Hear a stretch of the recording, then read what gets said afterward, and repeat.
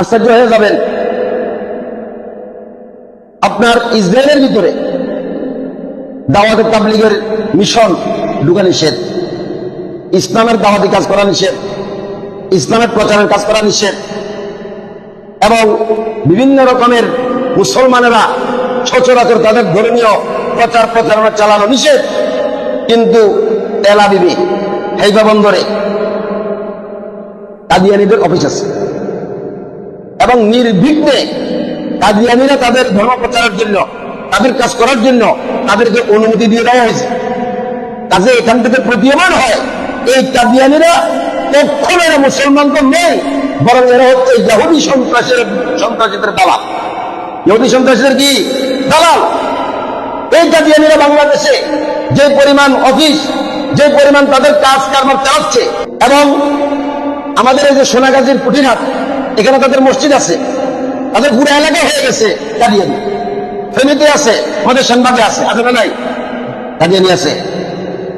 কাজেই যেই সমস্ত লোকেরা আমাদের নবীর খতমে নবুয়ত মানে না, আমাদের নবীকে শ্রেষ্ঠ নবী মানে না, আমাদের নবীকে শ্রেষ্ঠ নবী মানে না, আমাদের নবীর পর আর কোন নবী নেই, এই কথা যারা বিশ্বাস করে না, এরা কখনো মুসলমান থাকতে পারে না। এরা তো অমুসলিম। এরা কি অমুসলিম? পৃথিবীর বহু দেশে এই কাদিয়ানীদেরকে অমুসলিম ঘোষণা করা হয়ে গেছে। সৌদি আরব কাদিয়ানীর ব্যাপারে বলা হয়েছে নট মুসলিম মাইনরিটি, এরা অমুসলিম সংখ্যালঘু।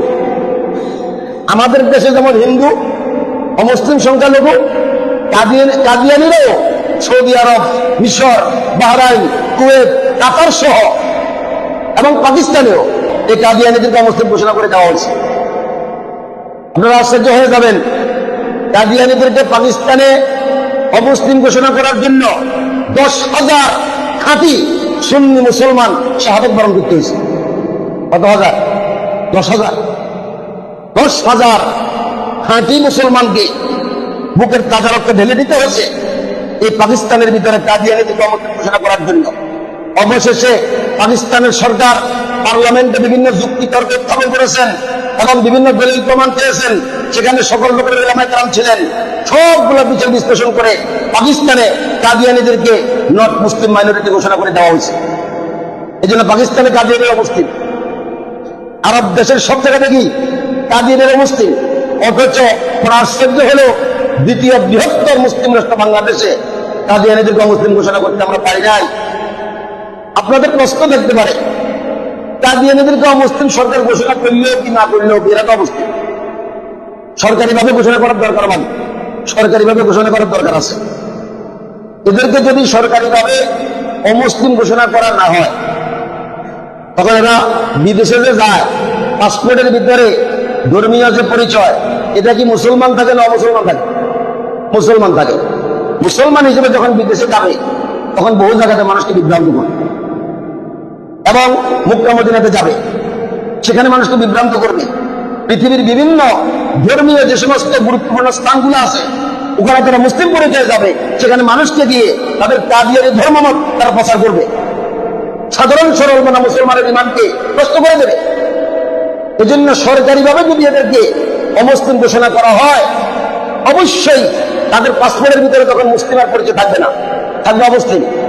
তখন তারা আর মুসলমান দাবি করে সাধারণ মানুষকে বিভ্রান্ত করার সুযোগ পাবে না। এই জন্য সময় আমাদের হাতে কম, আমরা বেশি আলোচনা করতে যাব না। আমি আপনাদের কাছে শুধু এতটুকু বলবো, আমাদের রাসূলকে শুধু রাসূলুল্লাহ মানলে হবে না শ্রেষ্ঠ নবী মানতে হবে? শ্রেষ্ঠ নবী মানতে হবে। শুধু শ্রেষ্ঠ নবী মানলে হবে না শ্রেষ্ঠ নবী মানতে হবে? শ্রেষ্ঠ নবী মানতে হবে। রাসূলকে শ্রেষ্ঠ নবী মানা যেমন জরুরি, শ্রেষ্ঠ নবী মানা জরুরি। শ্রেষ্ঠ নবী মানা যেমন জরুরি, শ্রেষ্ঠ নবী মানা জরুরি। প্রশ্ন হইতে পারে, হাদিসের ভিতরে আছে লা নবিয়্যা বাদি, আমার পর আর কোন নবী আসবে না, অথচ হাদিসের ভিতরে আছে ঈসা আলাইহিস সালাম কিয়ামতের আগে আসবেন। তাহলে ওই হাদিসের সাথে একটা সাংঘর্ষিকতা হলো কি হলো না? হলো। এটার সমাধান করবে ওলামায়ে কেরাম বলেছেন, রাসূল যে বলেছেন লা নবিয়্যা বাদি, আমার পর আর কোন নবী নাই, এটার মানে হলো নতুন শরীয়ত নিয়ে, নতুন কিতাব নিয়ে কোন নবীর আগমন হবে না।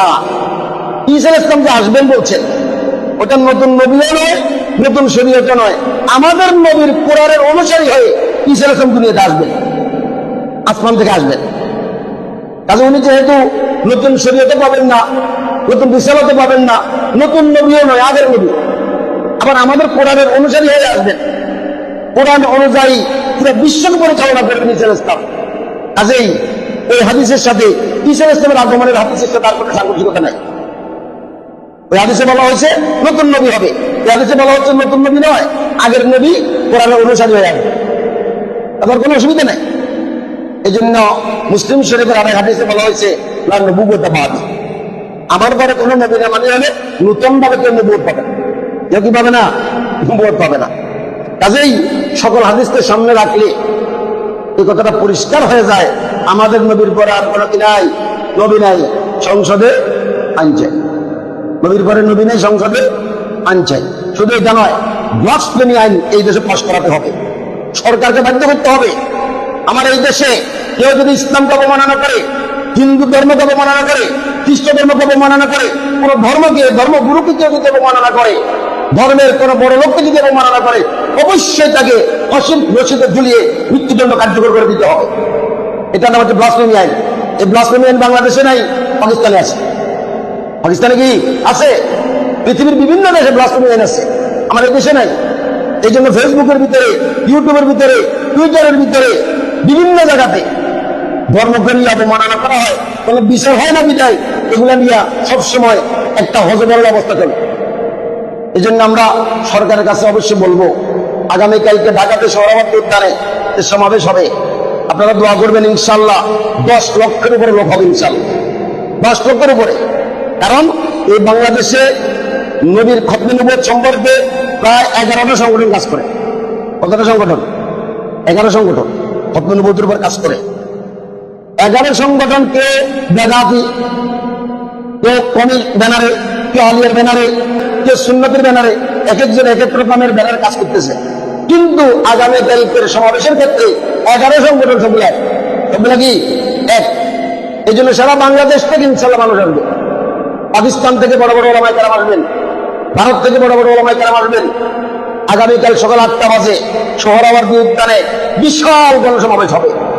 এই জন্য আপনারা যারা যাইতে পারবেন, ইমানের দাবি যাইতে হবে।